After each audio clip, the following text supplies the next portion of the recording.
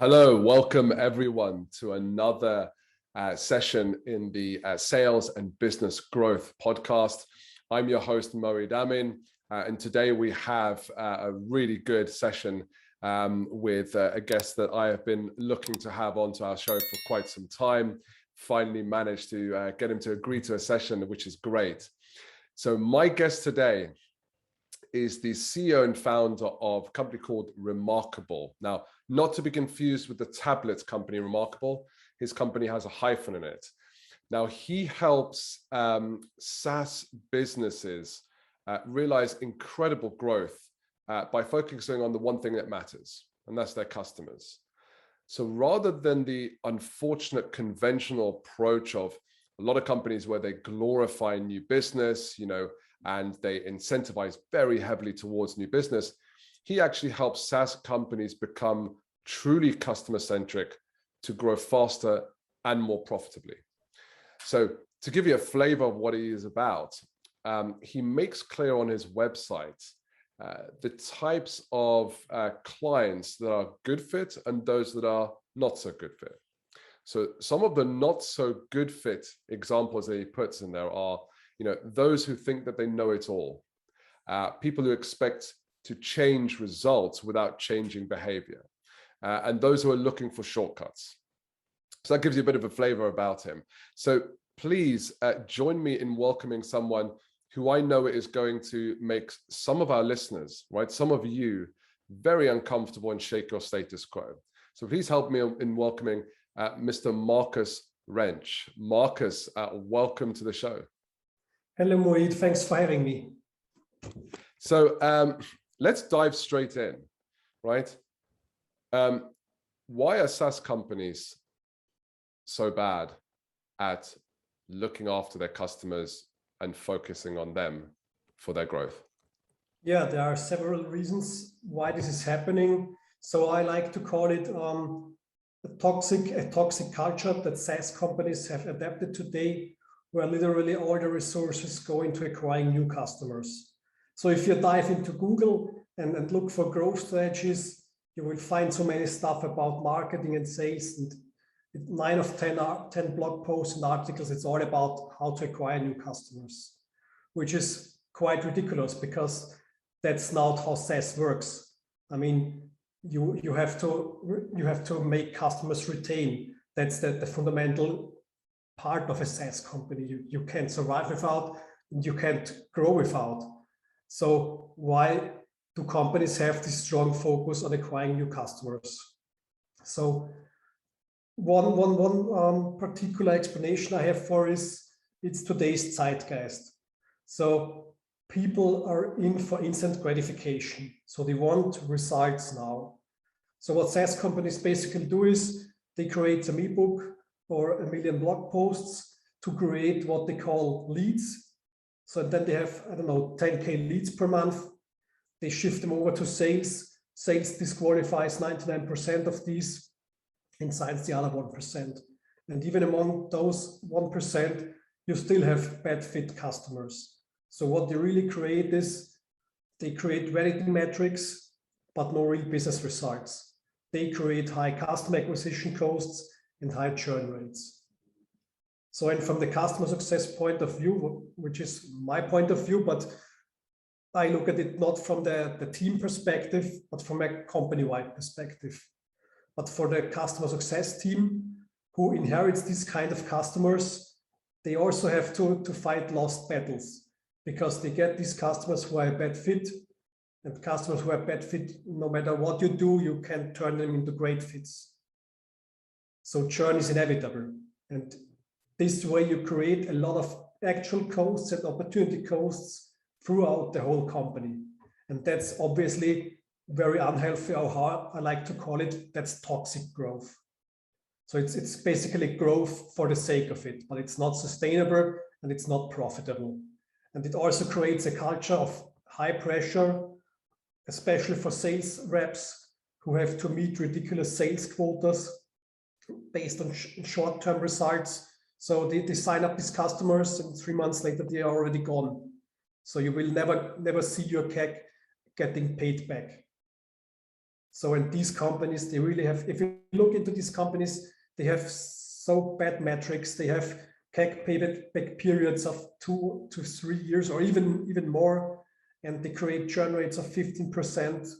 And it's really crazy. And or the venture capital that's floating around these days, it makes things worse because the founders and the CEOs think they have basically unlimited funds and they can never run out of cash. But that's not true. They will quickly run out of cash. And it's my mission to start some kind of awakening, to make people reconsider their practices and go back to a more healthy approach to growth, where you grow with the customer in mind, because that's your source of growth. So in my book, it's not about growing the company, it's about growing the customer value and then monetizing the customer value. And that's the way to grow. That's in my mind, and where I want to start some kind of a movement away from growth for the sake of growth to customer-centric growth. Well, there was a lot in there, right? So let's start to unpack some of that, because I agree with everything that you're saying. There's a toxic culture, not just within the business, but the forces that shape businesses. So from the investor level down to the CEO and down to the expectations that they push.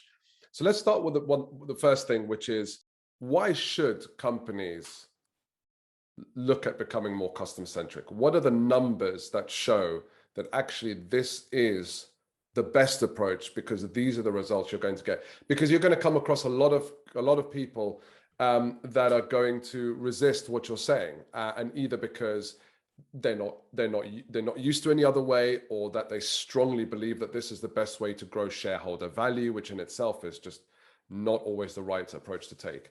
So what are the numbers that prove and show that taking that customer-centric approach is actually going to be of benefit to everyone involved?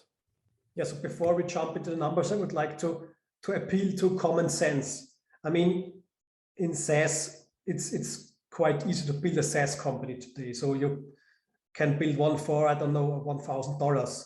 So the actual consequences, there are many companies. So there is also the famous graphic about MarTech companies, where there are only, I think, 7 or 8K companies only in MarTech today.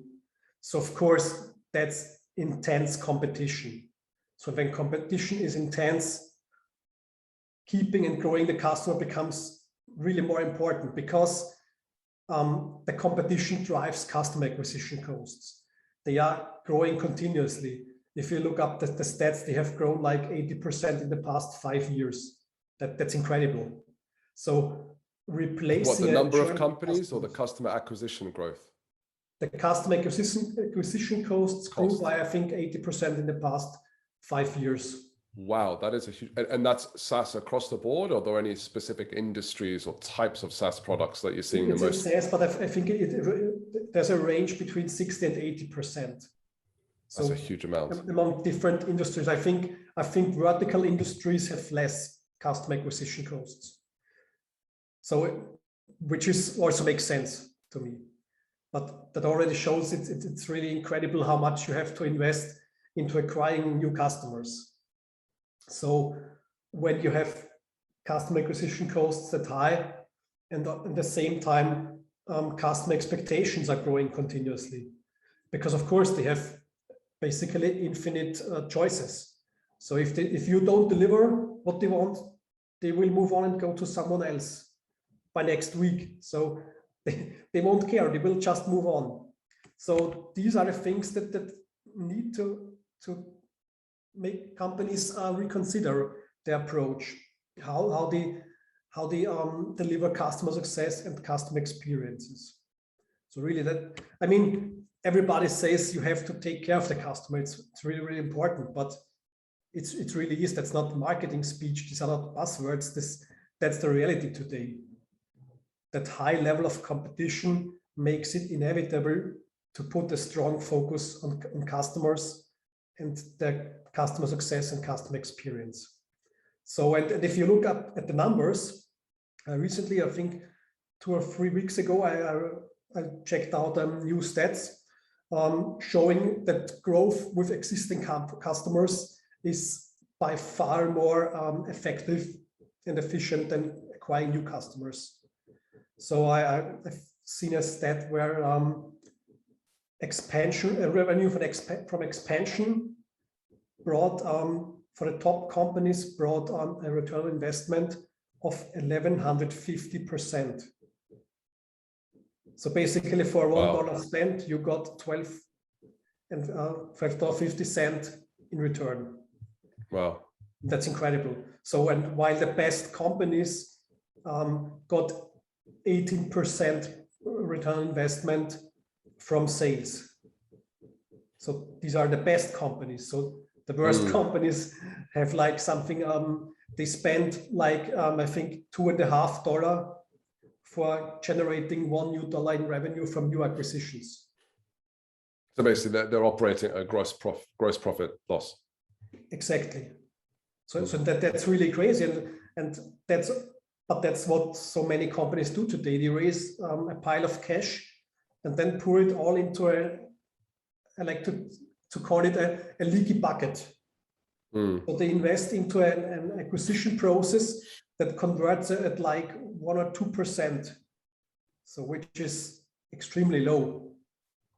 And also they have they don't care about customer quality. So they acquire basically each and every one, and then they get 15 or 20% churn.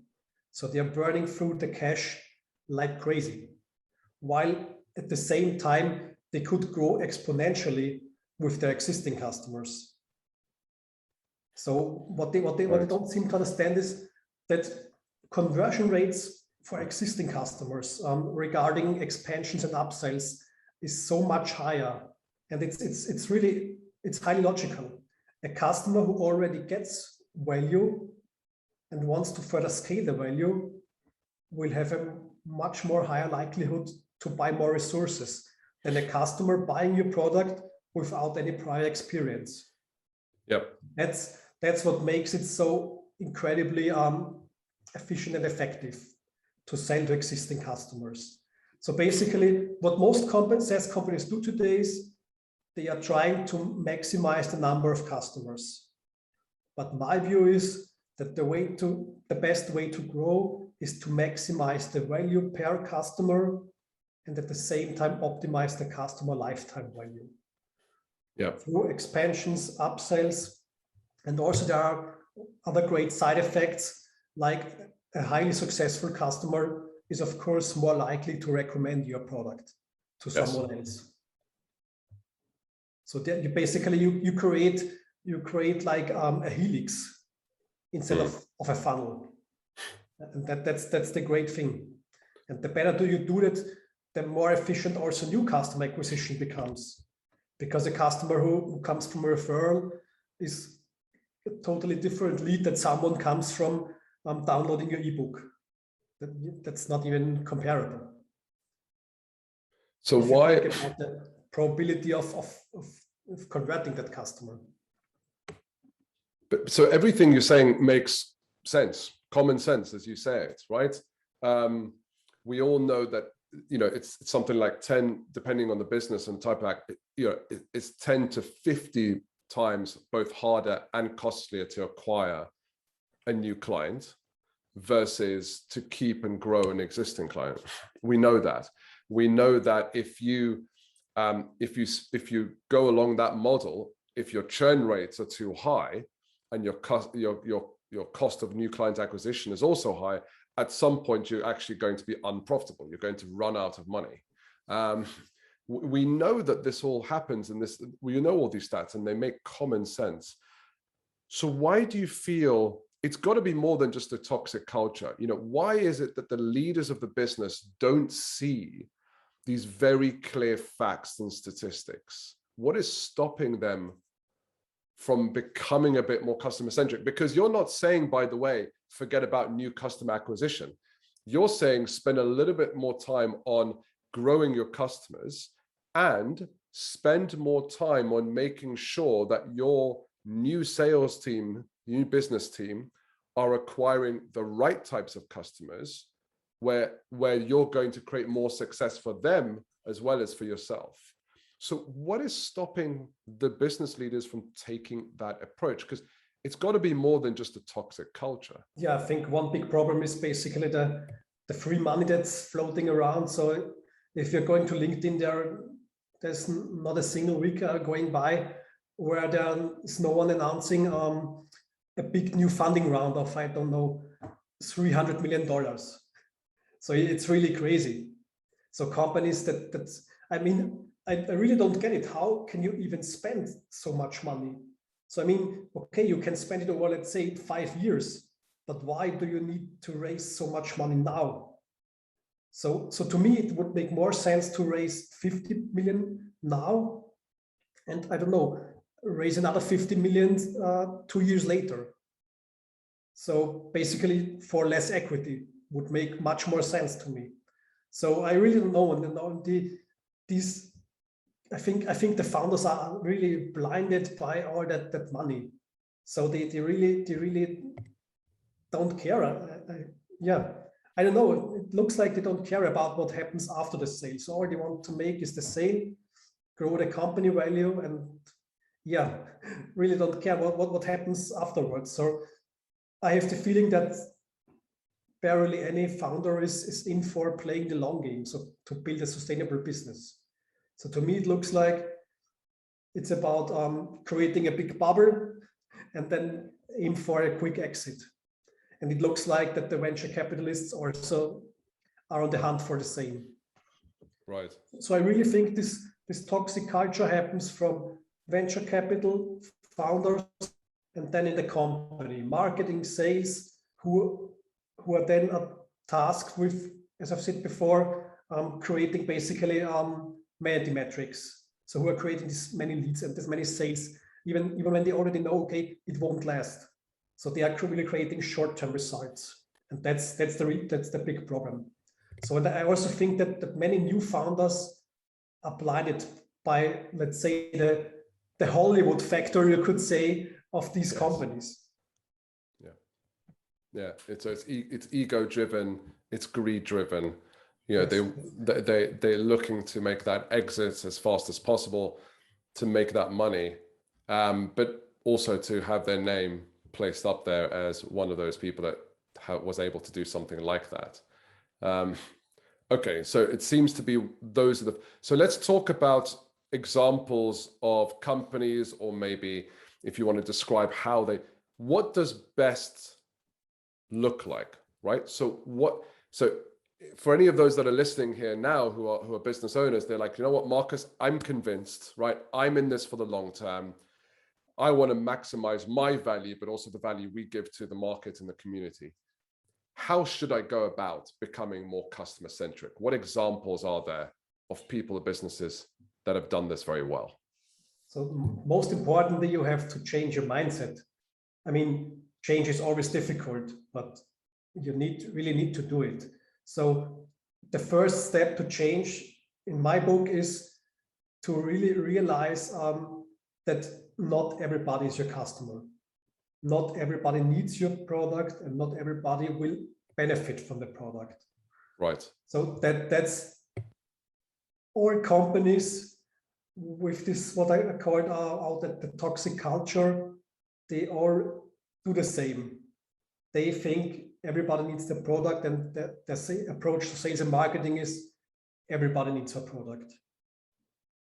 So that's when you check their websites, all you see is generic messaging like we automate your marketing or stuff like that. So they are really not narrowing anything down because they don't want to exclude anyone and any use case. So basically they don't really have any positioning. So they say we are the solution for everybody, which is obviously bullshit to me.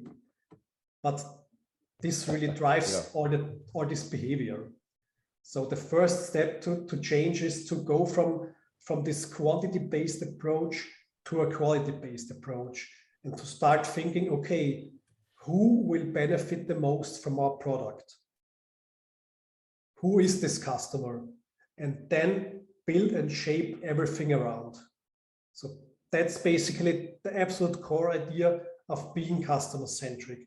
not to focus on trying to help each and everyone, even when you have the purest of interests, but just to look into who can I help the most and who will probably see the most benefits from our product. So it's less about total addressable market, more ideal client market, right? Ideal client profile.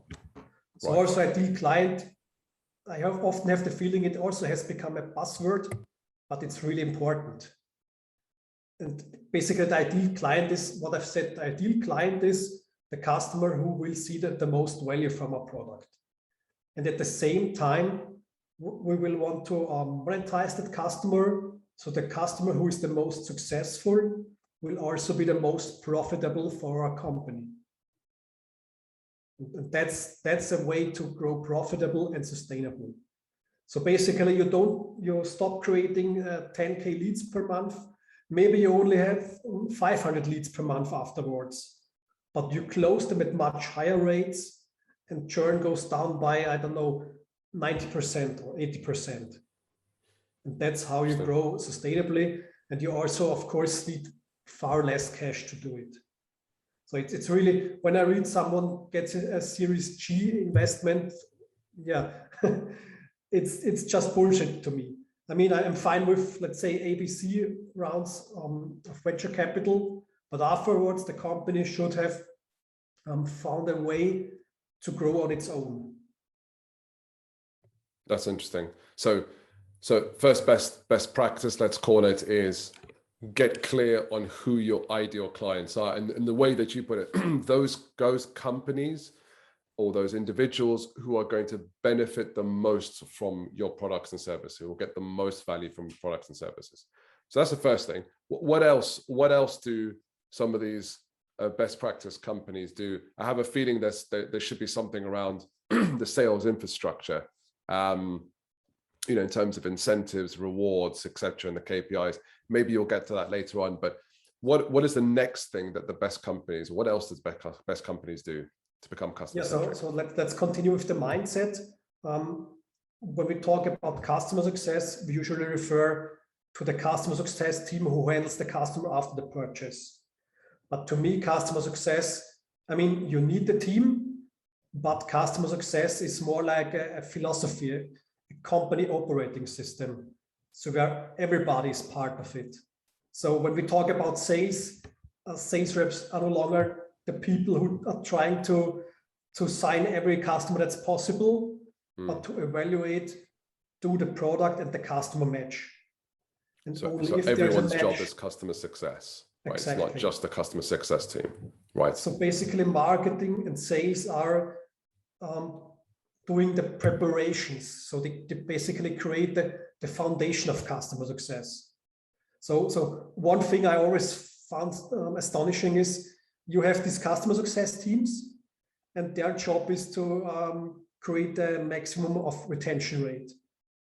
But the point is they are inheriting the customer and they have no influence over.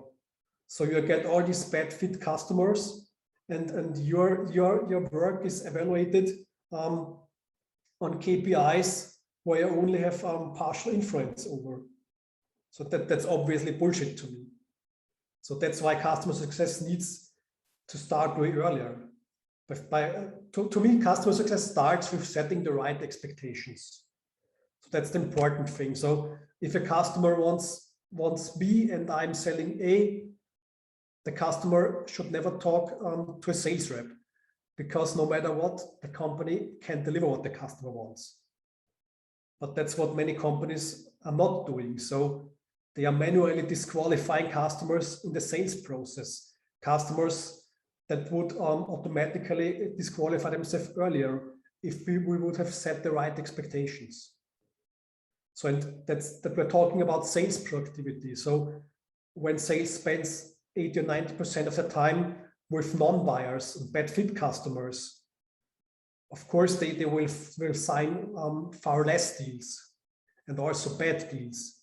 But if we can change that and increase the time sales reps spend with great fit customers, you will also see more growth from new acquisitions And that's the astonishing part. So if you really make customer success company-wide initiative, everyone will benefit.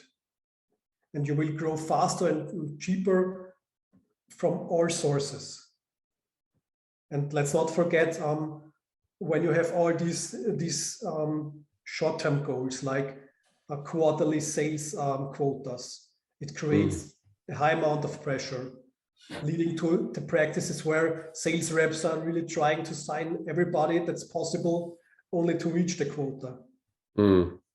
So here we are back again with the toxic culture. So there's a few things you've mentioned in there. I want to come back to this point of the sales quota, but before doing so, how do you make sure that customer success is everyone's job? Let's talk specifics here, like what levers, what elements of operation actually helps accomplish that? So the most important thing is the CEO. If the CEO doesn't buy in and say, okay, we build a culture where everybody is part of customer success, it's basically impossible. Yeah. Okay. Because if the CEO doesn't buy in, why would anyone else do it? Fair. Yeah. So to me, everything starts with the CEO is defining the company's positioning. So the CEO needs to define what is it that we want to sell, what is the customer success goal. So basically, you're selling one thing, and all your customers come because they want this particular one thing, and nothing else. So and then you will create the alignment around the single mission goal, and then you define everybody's job to contribute to it. So that's the most important thing. Something else that's very, very important is normally SaaS companies have different goals for all their teams. Right. So basically, marketing is tasked with creating a high number of leads. Sales needs to meet the quota, and customer success teams need to hit some retention rate. So, and of course, there's a big problem because these goals are contradicting. So, because everybody is basically hunting for a quantitative metric, and they will obviously do everything to achieve it. So if I'm a marketer and I have to create 10K leads per month, I will do whatever it takes, basically. But of course, to meet my goal, I won't care about lead quality. Yeah. So then you move on to sales. So sales gets a lot of bad leads, but they have to meet their quota. So what are they going to do?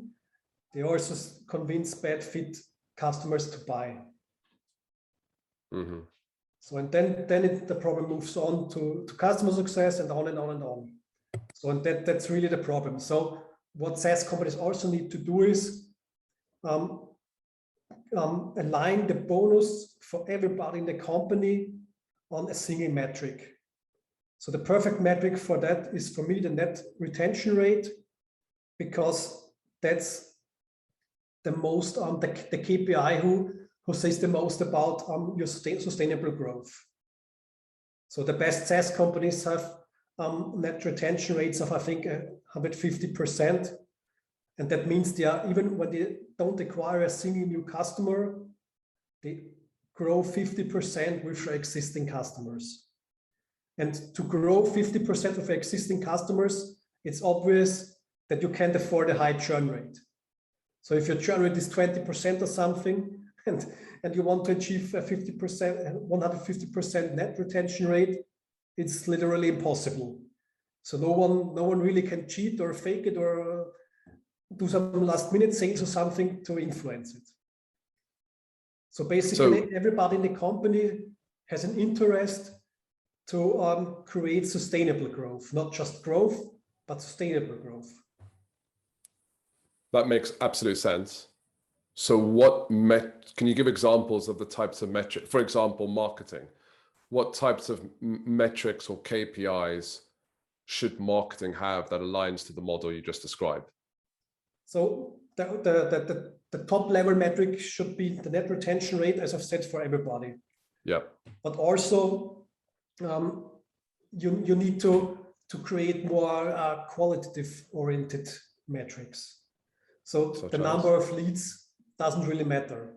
But what matters, for example, is how you're going from marketing qualified leads to sales qualified leads. So if you you mean the percentage growth of marketing qualified leads becoming sales qualified leads? Is that what you mean? Yes. So for most companies, there's something like sales disqualifies 90 or 95% of marketing qualified leads. Yeah. So that's basically you're creating a lot of waste. You can't really. I mean, I don't know how to describe it in another way. You're just creating a lot of waste, a lot of noise, you could basically say. So you're saying that marketing would share. So marketing's targets wouldn't be marketing qualified leads; they would be actually probably sales qualified leads. Yes. So ideally, you would have a 100% overlap, which is unrealistic, right. But you should definitely aim for a higher overlap. So, I mean, if you have, I don't know, 5% overlap, it's really bad. So you should aim for something like 20-25%, and as the company matures, even more. So basically, you're not saying marketing should be targeted on bringing in a certain number of leads. If I use a slightly different different nomenclature for it, you're basically saying number of leads that fit within the ideal client profile, basically. Exactly. Yeah. So when you have the higher fit, it's also more likely that you convert these customers. So, and also at the same time, you basically increase sales performance. And how would you measure marketing's role in retention rate of customers? So marketing is basically doing the setup by bringing in the right leads. So you need to, I mean, when you're defining the ideal customer profile, it's not about describing them as, I don't know, what kind of industry they are, or the company size or the location or something. But I think about the ideal customer. I mean, my approach to defining the ideal customer is a reverse engineering approach. So you look into your existing client base and look into what do your most successful and profitable customers have in common. So maybe they have a specific process. Maybe they are from a specific industry. It's possible. Or maybe they have the right culture. So that really are the things you have to look into. And that's what marketing's job is, basically to find more of these ideal customers, of these proven ideal customers. So what marketing and sales teams usually do is they work with assumptions about the ideal customer. But customer success is working with the customers, and they see who really are the ideal customers. Because you know who is growing the fastest, who needs the least inputs, who are the most profitable. So my idea also is to, when you align the company on customer success, you should also give everybody access to all customer data. So everybody needs to see a complete customer profile. So you have the customer who is the most profitable, and then you look into the data, who is the customer who is the most profitable. So are you seeing companies out there who are still segregating that data, right? And kind of, you know, where marketing won't be able to see what customer success is seeing about the information about that company, etc. Are you still seeing that kind of segregation? Yeah, the silo thinking it's highly dominant still. So basically everybody sits on their own pile of data and they're not really talking with each other. So there is a lot of friction and there's no really exchange. So, but to me, customer success teams are to me the eyes and ears for sales, marketers, product, and leadership. because they see what's going on. They were working with the customer. They understand the customer. They understand their needs. They understand their outcomes. They understand who they are. And they really need to pass that information to everybody else. So if you have the customer, then you have the customer success team in between the customer and your company. So that's interesting. To me, the customer success team has two major roles. The first is, of course, help the customer to get value, and at the same time to mine all that customer intelligence and then inject it into the company's decision making. So that's interesting. So I want to continue down this route because, it really makes sense. I don't say philosophical, it really makes sense from a model standpoint. And it's clear that you've got to start with the mindset, and that comes down from the CEO in terms of his or her expectations with the rest of the business. You want to have shared kind of metrics or KPIs, shared responsibilities that are centered around, retaining the right type, acquiring the right types of customers, retaining as many of those right customers as possible, and then doing everything you can to grow those customers. And instead of the industry standard or kind of SaaS standard 10 or 15%, 150%, 115% retention level, you're talking about 150, maybe even 200% retention level if they're putting more of that attention and focus on growth through the customers. So that all makes sense to me, Markus. What I'm trying to understand now is, how would the CEO, you've got a CEO that gets this and wants this, how does the CEO hold his or her leaders accountable to making sure that happens? Because oftentimes the leaders are really the problem, especially first-line sales managers, right? Because they don't come with that kind of leadership training, even leadership qualities, experience. A lot of them, unfortunately, even in 2021, still come to leadership because they were great salespeople, which is just ridiculous. So how would the CEO ensure and hold his or her leaders accountable to making sure that those things you described happen, right? More than just the KPIs. It's more like, how do they encourage their teams when they do feel that pressure to hit their goals, for example? That's a great example of that, because that's a very common situation. So what's your guidance there? What have you seen in terms of best practice? Yep. So one idea that comes to my mind is to create some, let's say, more inclusion. So when you define the ideal customer profile, my idea is to bring all these leaders together. So everybody has access to the data, and then you bring all these leaders together, so they together define who is the ideal customer. So if everybody participates, you will create a much higher engagement. Right. Because basically everybody is a part of it. So you make a part of it. Instead of saying that's it, you bring in these leaders and let them participate. Okay, so you've done that with the leaders. What about first line? So now the leaders are in agreement with the CEO, right? Ideal client profile. Yes. I'm assuming also that their MBOs or their objectives, and their performance reviews are going to include being able to champion something like this, right? So that makes sense. What about the managers below that now? So we're talking, directors, VPs, or not necessarily VPs, but first line managers, those who probably feel the pressure, right? Middle managers often feel a lot of pressure from a 360-degree angle.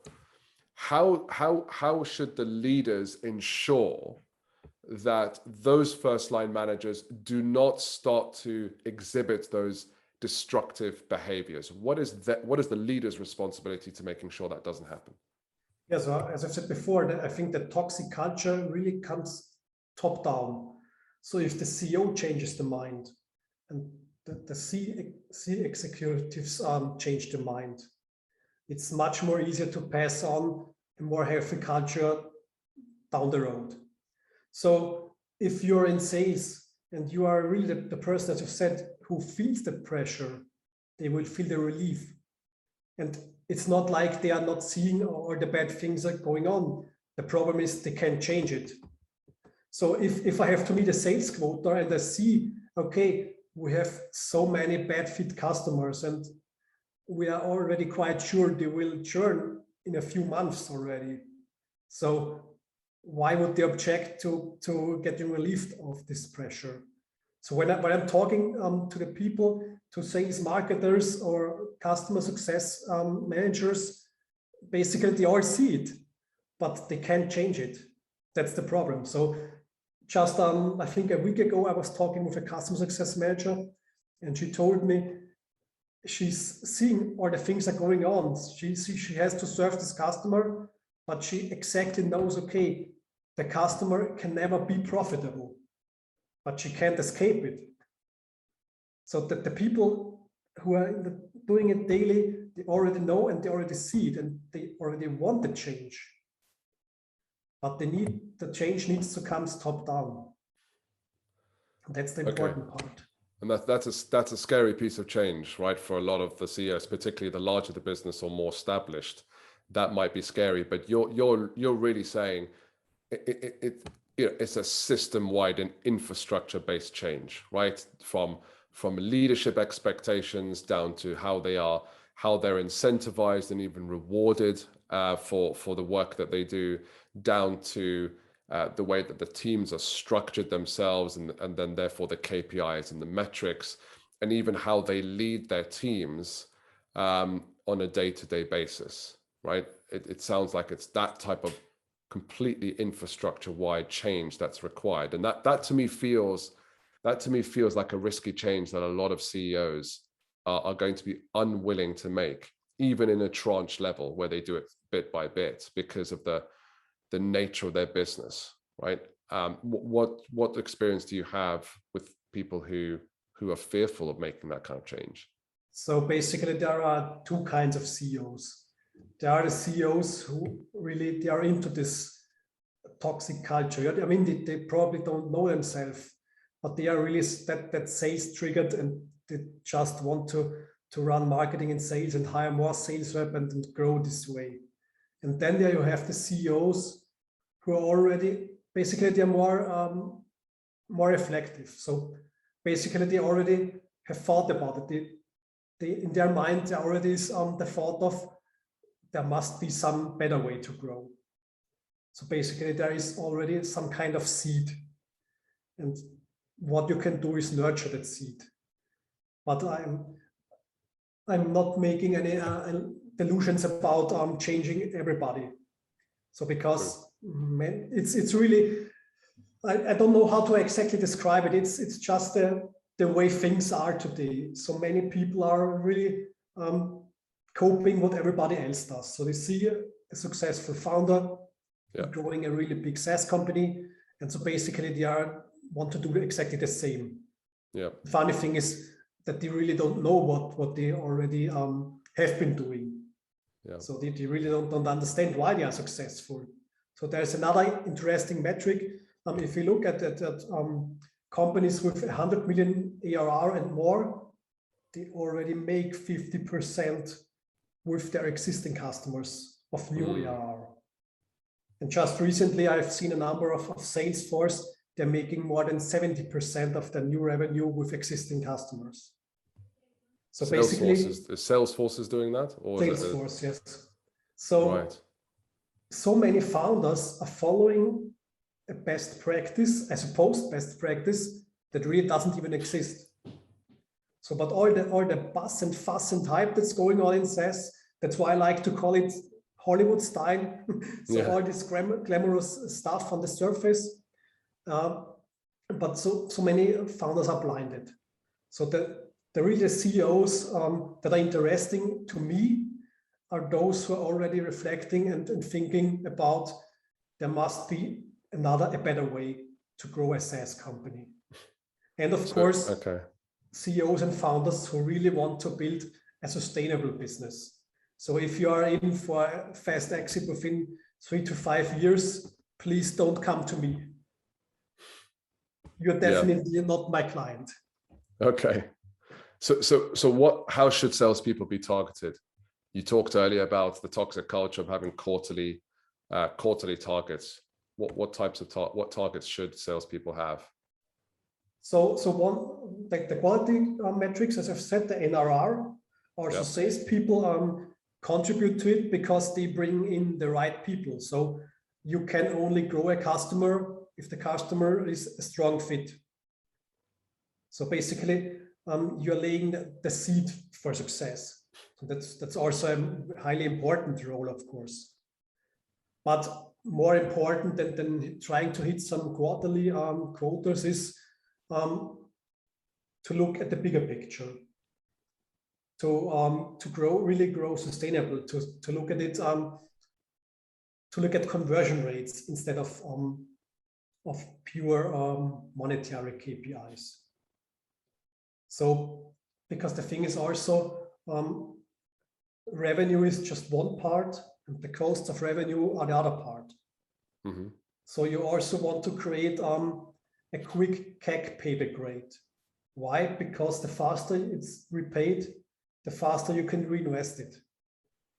And the faster you can reinvest it, the more momentum you will create. So you're saying... Does that make sense?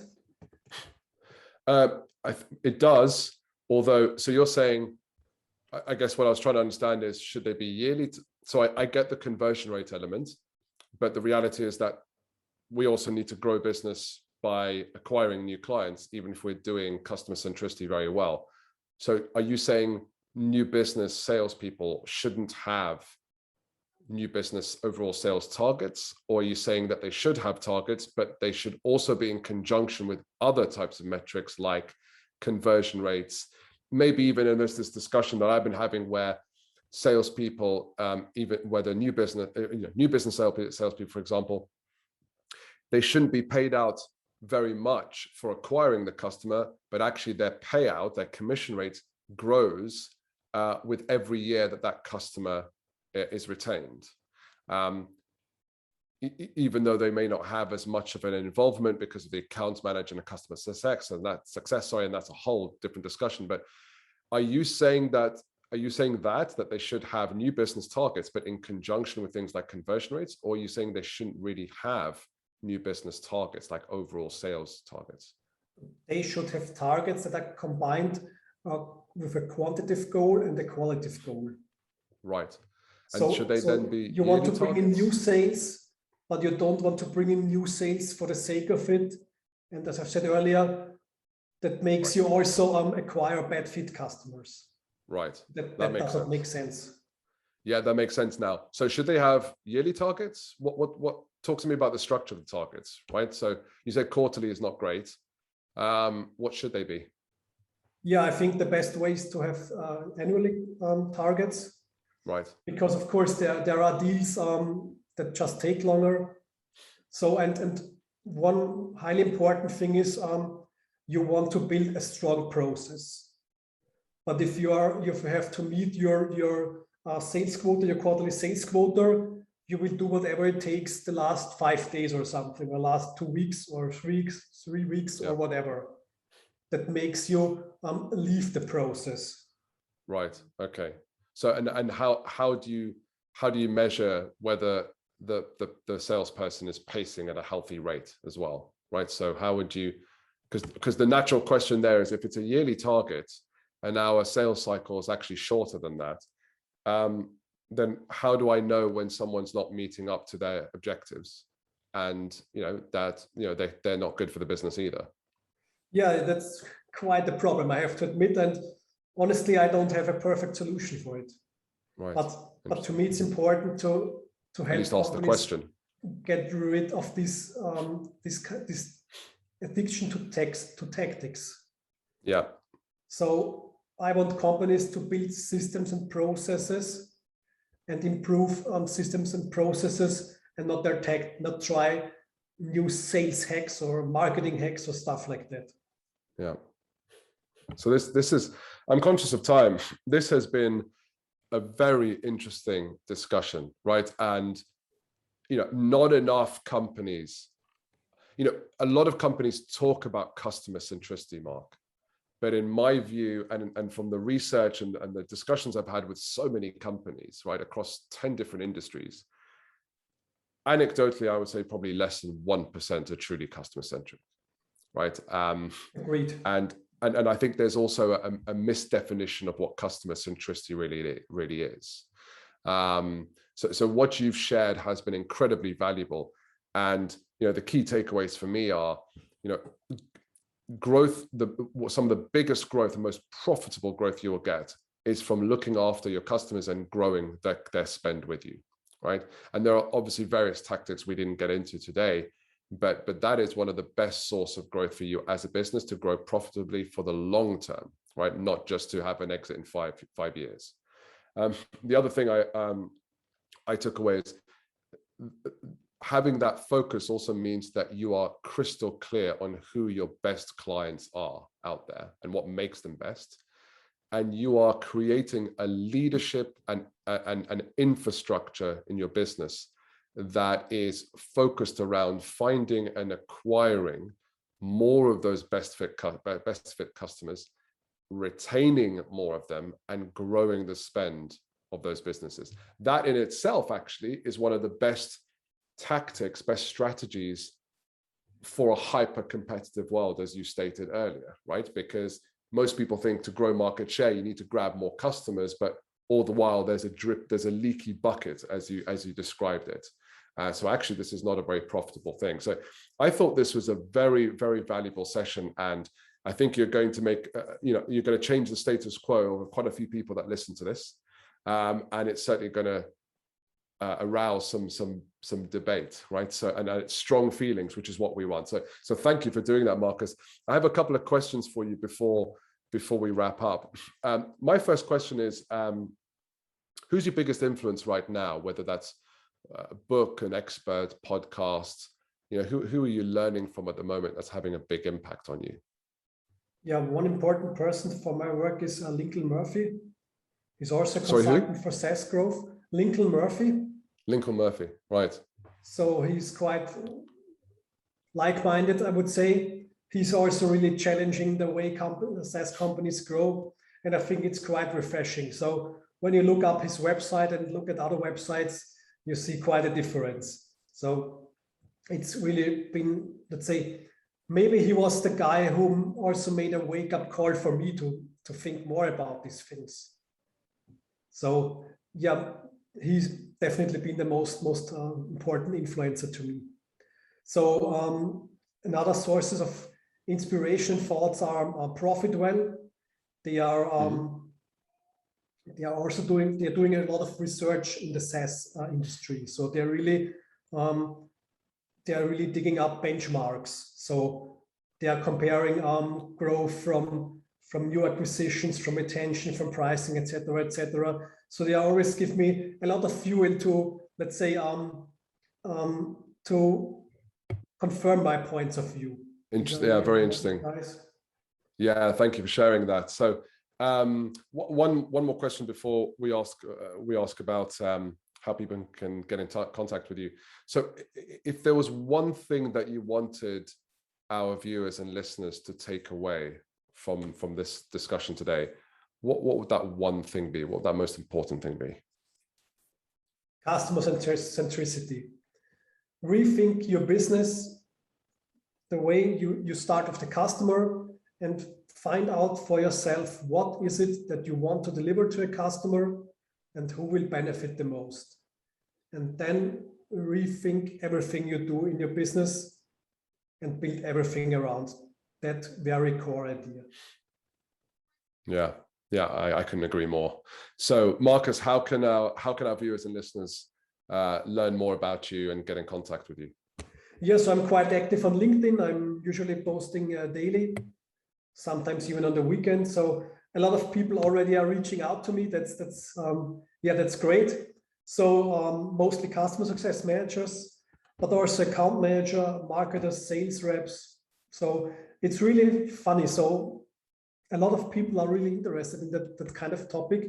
And that's what I've been saying before. The people who are doing the jobs daily, they already know what's going wrong. So they are. I have the feeling they're looking for someone who helps them take their concerns to a higher level. where change can happen. So that's quite interesting. So yeah, if you want to get in touch with me, the easiest way is to get on LinkedIn, send me a direct message or engage with my content.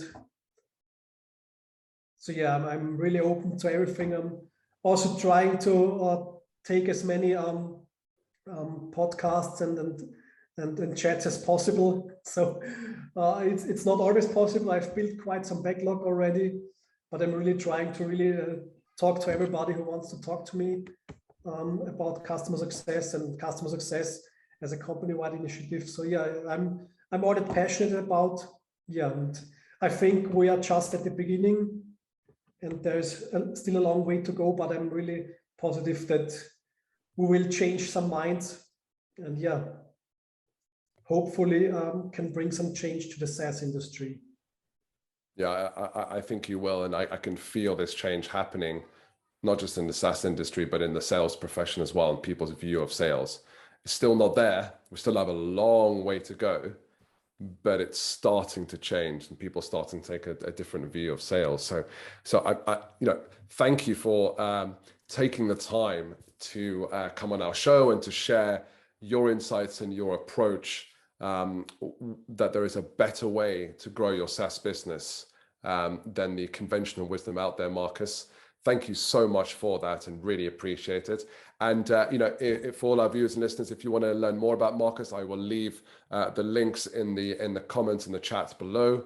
So until the next session, thank you, and continue to think about your growth, both personal and professional. Thank you, everyone, and goodbye. Thank you for inviting me.